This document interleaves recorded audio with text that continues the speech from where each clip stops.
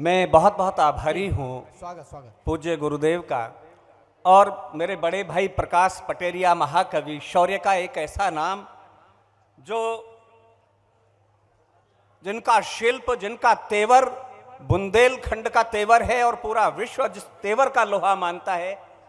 परम पूज्य जी राजू दास जी भी उपस्थित हैं, मेरे छोटे भाई स्वागत। और आदरणीय बड़े भाई बलराम जी यहाँ उपस्थित हैं। मैं कुछ पंक्तियां पूज्य गुरुदेव जी के चरणों में रखता हूं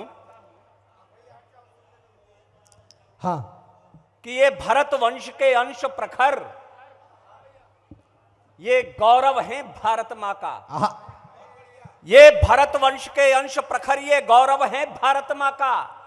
इनसे ही होगी पूर्ण सुनो मानव समाज की अभिलाषा। गौ गंगा गीता गायत्री इनसे संरक्षण पाएंगी। क्या बात है। निर्भय ऋषियों के हवन यज्ञ मानवता पूजी जाएगी। पूरब पश्चिम उत्तर दक्षिण ये धर्म ध्वजा फहराएंगे। विश्वास रखो ये गुरुवर ही फिर हिंदू राष्ट्र बनाएंगे। विश्वास रखो ये गुरुवर ही फिर हिंदू राष्ट्र बनाएंगे। तो पावन शुद्ध विचार की जय, सुंदरतम दरबार की जय, बाबा की हुंकार की जय और बागेश्वर सरकार की जय। बागेश्वर सरकार की जय। मेरे छोटे भाइयों ने बहुत अच्छा पढ़ा और मैं रोमांचित हूं जब देखता हूं आने वाली पीढ़ी को इतना अच्छा वो पढ़ती है। मैं हमेशा शौर्य की भाषा बोलता रहा और पटेरिया जी, प्रकाश पटेरिया जी मेरे बड़े भाई, मैं कहना दो पंक्तियां बोलता हूं। संघर्ष जीवन में आए होंगे और स्वयं जो पढ़ता है स्वयं उन्हें सौंपता हूं मैं। संघर्ष जीवन में आए तो कभी डरना नहीं। समय के शिलालेखों पर वही हस्ताक्षर करते हैं जिनके समय में चुनौतियां आती हैं, जीवन में चुनौतियां आती हैं। क्या बात है। विपरीत पंक्तियां पढ़ रहा हूं लेकिन कविता आप तक पहुंचे तो मुझे सूचित करना कि युद्ध नहीं जिनके जीवन में, हाँ। युद्ध नहीं जिनके जीवन में वो भी बहुत अभागे होंगे। युद्ध नहीं, बिल्कुल अलग बात कहना, युद्ध नहीं जिनके जीवन में वो भी बहुत अभागे होंगे। या तो प्रण को तोड़ा होगा या फिर रण से भागे होंगे। या तो प्रण को तोड़ा होगा। हम रोमांचित हैं, हम आह्लादित हैं। चुनौतियां थी बड़े चैनलों की, लेकिन गुरुदेव ने हुंकार के साथ, टंकार के साथ, सच्चाई के साथ सीना तान करके उन्हें स्वीकार किया और सत्य के सूरज को उगा करके दिखाया। मैं पंक्तियां निवेदित करना चाहता हूं। ये राम और रावण की कहानी किसी एक कालखंड की, त्रेता की नहीं है। जब जब अहम हो, अत्याचार हो, दर्प हो, असत्य हो, तब तब सदैव रावण विद्यमान रहता है। जहां नीति हो, नियम हो, संयम हो, विवेक हो, मर्यादा हो, सौहार्द हो, वहां मैत्री हो, करुणा हो, दया हो, तो गुरुदेव विद्यमान रहते हैं और उनमें रामत्व विद्यमान रहता है, उनमें बजरंग बली विद्यमान रहते हैं। मैं 4 पंक्तियां पढ़ता हूं। थोड़ा सा इसका वॉल्यूम बढ़ा देना माइक वाले भाई और इसे सॉफ्ट कर देना। कि कल की परसों की है बात नहीं, वर्षों की है पीर युगों की व्यथा। लोगों ने कह दिया राम का मंदिर क्यों बने, राम तो काल्पनिक हैं, राम तो हुए ही नहीं। हमने कहा बहुत अच्छी बात है, ना राम हुए, ना कृष्ण हुए, ना शिव हुए, ना हनुमान हुए, बस आप ही हुए, आप ही हुए। तब कहना चाहता कल की परसों की है बात नहीं, वर्षों की है पीर युगों की व्यथा। रहे धर्म के मर्म से वंचित जो करते हैं वही छल छंद व्रथा। पर सांच को आंच नहीं जग में, गुरुदेव ने सिद्ध करके दिखाया। पर सांच को आंच नहीं जग में, यह सत्य सनातन पुण्य प्रथा।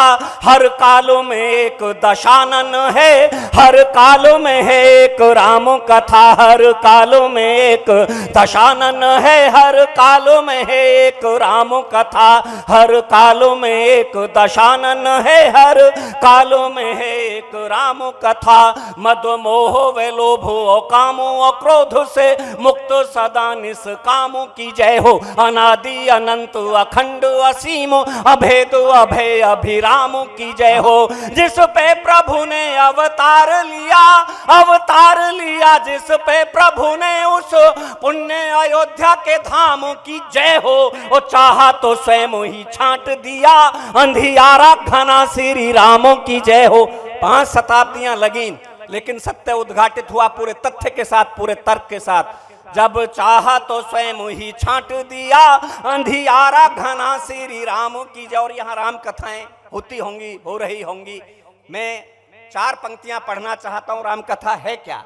यह मोक्ष प्रदायनी है जग की अवसाद की पूर्ण विराम कथा। शुभ जीवन मंगलदायक है दुख भंजक है अभिराम कथा। कहते सुनते युग बीत गए, युग बीत गए कहते सुनते चलती ही रही अविराम कथा। मन भावन लोक लुभावन है अति पावन है यह राम कथा। मन भावन लोक लुभावन है अति पावन है ये। कैसी लगती थी अयोध्या हमें? 5 शताब्दियां हमने संघर्ष किया। स्वयं विश्व को न्याय देने वाले, लोग को न्याय देने वाले न्यायालय में खड़े रहे। वो धैर्य हमारे पास नहीं था। कैसी हमें अयोध्या लगती थी? 4 पंक्तियां गुरुदेव जो आपने महसूस किया होगा। ये मर्यादा पुरुषोत्तम भगवान श्री राम के भक्तों का दरबार है, उनके भक्त के भक्त का दरबार है। तब मैं पढ़ना चाहता हूं कि दिन के बिन जैसे सरोज लगे मन मीन लगे जल धाम बिना। दिन के बिन जैसे सरोज लगे मन मीन लगे जल धाम बिना। जैसे चंदो बिना लगती रजनी श्रम व्यर्थ लगे परिणाम बिना। जैसे चंदन गंध सुगंध बिना, जैसे चंदन गंध सुगंध बिना पहचान अधूरी जो नाम बिना। जैसे प्राण बिना मृत देह लगे लगती थी अयोध्या यूं राम बिना। जैसे प्राण बिना मृतदेह लगे लगती थी अयोध्या यूं राम बिना। जैसे प्राण। पूज्य गुरुदेव, मैंने अभी पिछले दिनों शहीद आजम भगत सिंह पर आपको लाइव सुना। मैं ये मानता हूं हमारा तो काम है कविता करना।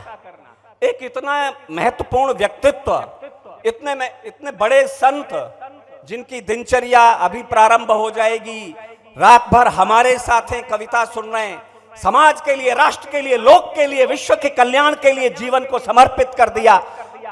मैं प्रणाम करता हूं।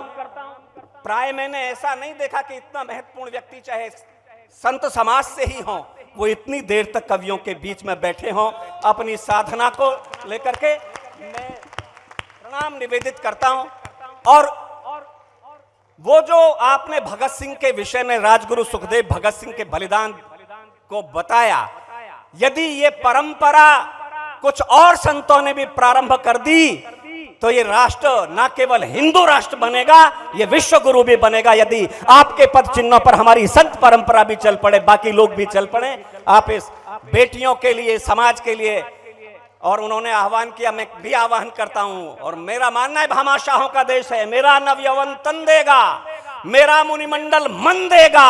जीवन का मूल्य चुकाने को, बेटी का ब्याह रचाने को मेरा भामाशाह धन देगा। ये धन इन बेटियों के लिए तिजोरियां खोलना। यहां वो बेटियां विदा हो सहर।